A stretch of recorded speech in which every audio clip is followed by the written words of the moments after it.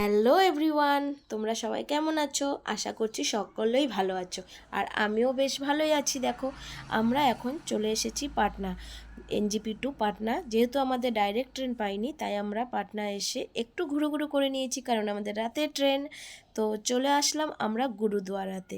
First gurdwara Patna station থেকে অনেকটাই দূর ছিল, মানে কি বলবো তোমাদেরকে, প্রায় 17-18 কিলোমিটার দূর ছিল। তো আমরা অটো করে চলে এসেছি গুরুদুয়ারা।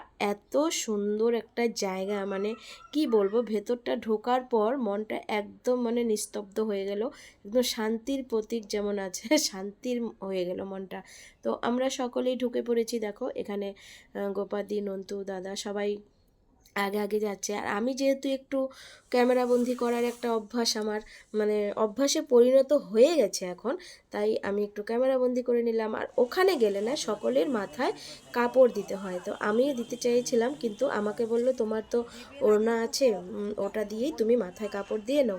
যাদের নেই তাদেরকেই মাথায় ওই কাপড়টা বাঁধতে হয়। তো অলরেডি সকলেই মাথায় ওই গেরুয়া রঙের কাপড়টা বেঁধে নিয়েছে। আর আমি দেখো মাথায় ওড়না দিয়ে ঢেকে রেখেছি। এটা মাথায় কাপড় না দিলে না ওরা খুব মানে বকা দেয় ধরতে গেলে। তো চলো বন্ধুরা, এখানে কি বলা হচ্ছে, কি করছে একটু দেখাই তোমাদেরকে। এখন আমরা গুরুদুয়ারার ভেতরে প্রবেশ করলাম। ভেতরটা অনেকটাই সুন্দর, মনে হচ্ছে যে স্বর্ণের সব কিছু, কিন্তু স্বর্ণের হবে না হয়তো, তা বলতে পারছি না। তো ভেতরটা অদ্ভুত, মানে অসাধারণ, ভাষা নেই বলার মতো। তো ভেতরে প্রবেশ করে ভেতর থেকে বেরিয়ে আসলাম। এখানে প্রসাদ বিতরণ হচ্ছিল, তো সবাই প্রসাদ নিচ্ছিল, তো আমিও একটু এগিয়ে গেলাম প্রসাদ নেওয়ার জন্য।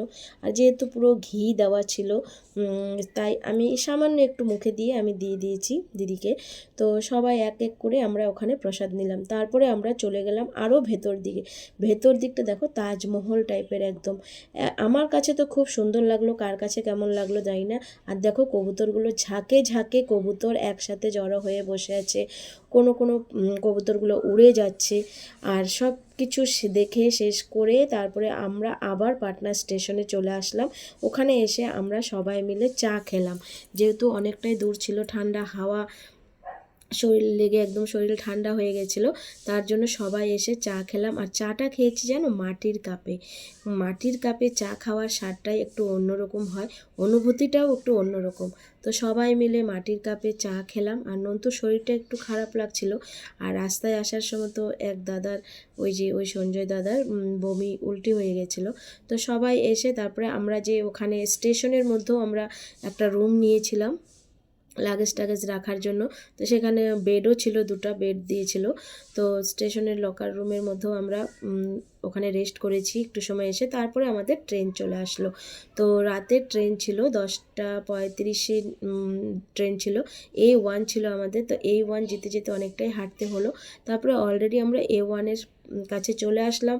আমি ব্যাগগুলো নিচের থেকে দিচ্ছি এক হাতে, আর এক হাতে আমি ক্যামেরা ধরে আছিলাম। তো উপরে গোপাদি উঠে গেছিলো, তারপর সব ব্যাগগুলো এক এক করে ওঠানো হলো। এরপর ভেতর দিকে প্রবেশ করা হচ্ছে। আর দেখবে আমার ট্রলিটা যেহেতু একটু গাড়ির মতো চড়তে থাকে, চাকাগুলো মানে খুব ইজিভাবে চালানো যায়। নন্তু দেখো এটা নিয়ে খুব মস্তিতে ও এটা চালিয়ে নিয়ে গেছে। তো অলরেডি সবাই সিটের মধ্যে বসে পড়েছে। আর আমি উইন্ডো সিট পছন্দ করি, তা আমাকেও উইন্ডো সিটটাই আমি পেলাম। আমার ভাগ্যে উইন্ডো সিটে সবখানে পেয়েছি আমি। আর তারপরে সকাল হয়ে গেল, রাত ফুরিয়ে সকাল হয়ে গেল। আর প্রয়াগরাজ এখন ঢুকবে ভাব হয়ে আছে, খুব এক্সাইটেড মনের মধ্যে। তো অলরেডি আমরা ঢুকে পড়েছি। সবাই ভালো থেকো, সুস্থ থেকো, টাটা বন্ধুরা। আবার